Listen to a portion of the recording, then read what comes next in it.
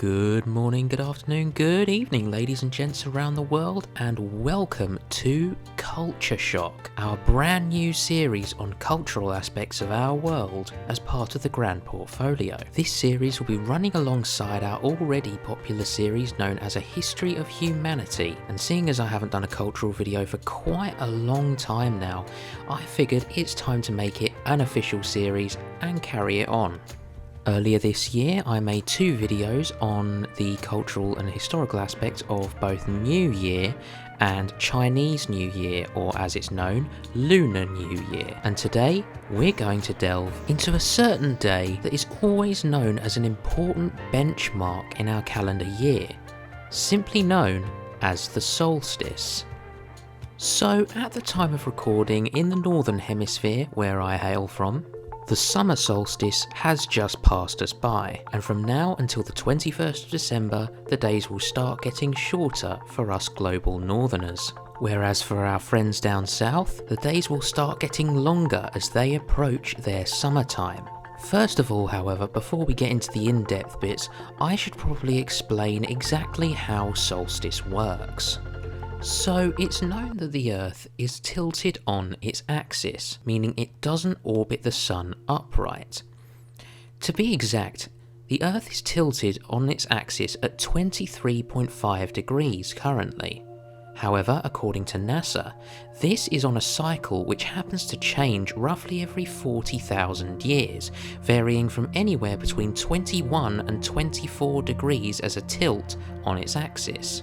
And as our humble little world orbits the Sun, the two hemispheres, north and south, are positioned towards or away from our Sun, which gives us the seasons we know. For example, when the Earth has reached a point in its orbit where the northern hemisphere faces towards the Sun, in the northern hemisphere we have summer, and the southern hemisphere, which is facing away from the Sun at this time, has its winter, and vice versa. On the 21st of June and the 21st of December each year, by our modern calendar, this status quo will change as our world continues its orbit around the Sun. In between these two parts of the year, the hemispheres will swap places, one receiving summer, the other receiving winter, and so on. And we humans, as inventive as we are, love to make a celebration out of literally anything.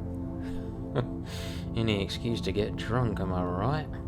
But the interesting thing to note about the two solstices is that we have been marking and or celebrating them for thousands of years past. For example, ancient groups such as the Celts and the Druids, along with modern indigenous peoples such as the Mapuche and Aymara, who reside in South America.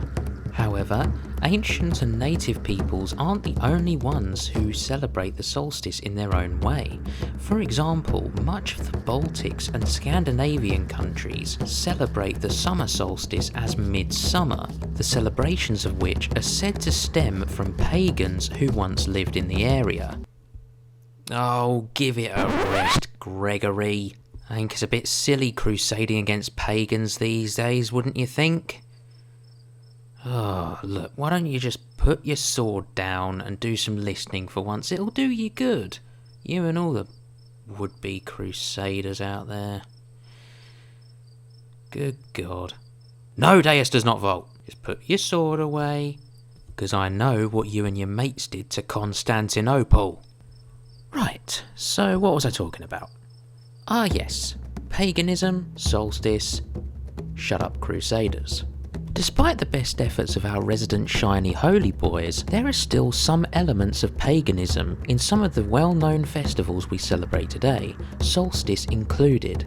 For example, in Salisbury in southern England, at Stonehenge in particular, certain nature enthusiasts such as Druids, other pagan groups, and Instagrammers gather at Stonehenge every summer solstice to watch the sunrise, as this monument was built to mirror the sunrise on this particular day, having it shine through one of the particular stone archways that stands at the site.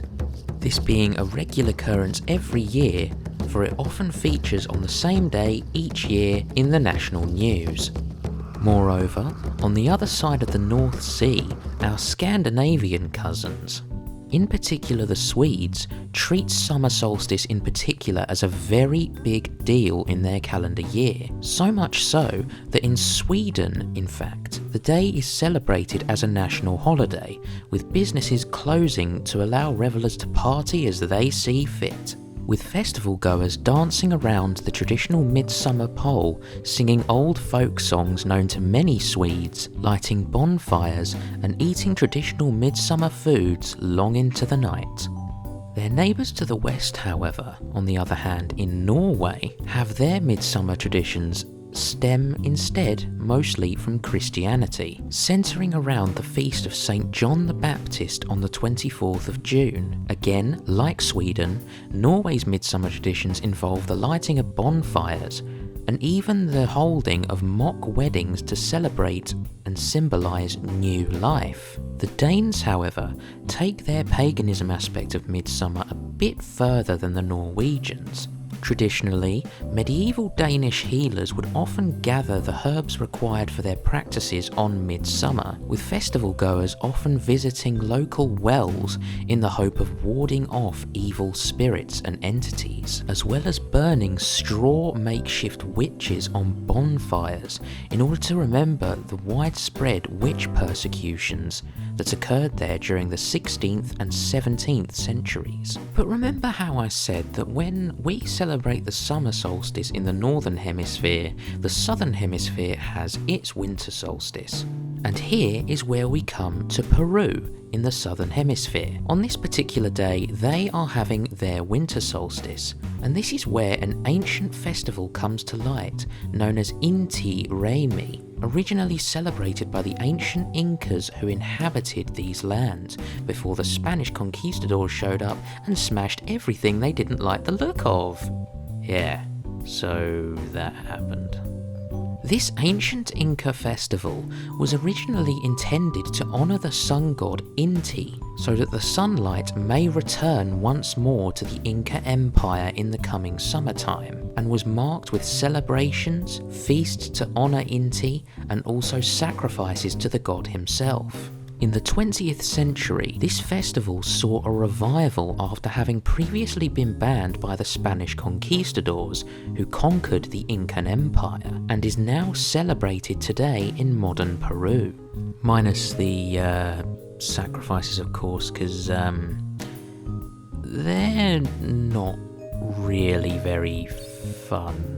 And speaking of fun, even our researchers in the frozen plains of Antarctica love a good old celebration, even having their own celebration of the winter solstice, involving watching films and even giving handmade gifts. So despite the cold, the winter solstice celebrations down in Antarctica are pretty chilled. But in China, however, the winter solstice is seen as something far more important than just watching films and giving handmade gifts like our researchers in Antarctica. For you see, they celebrate a festival that's based around the traditional Chinese calendar, going by the name of Dongzhi. This festival traditionally represents the end of the harvest season, with the farmers traditionally coming home from the fields and enjoying the fruits of their labour with their families, as a way to celebrate the end of yet another harvest season and to welcome in the new season of winter. And special foods such as that of Tang Yuan are often eaten during this festival.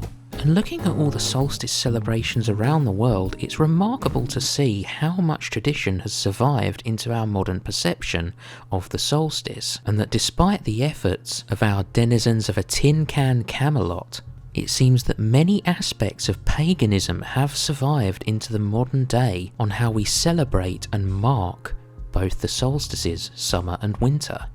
So there you have it. You now know how solstice works, who celebrates it, and how they do it around the world. I hope you enjoyed the first episode of Culture Shock. This is going to be a series that I'm going to keep going, and if you have any ideas for what I should do next culturally based, be sure to drop me a line down in the comments with your ideas and I'll be sure to take a look at them. For now though, if you enjoyed the video, make sure to leave a like and perhaps consider subscribing for more historical and cultural content as part of the Grand Portfolio.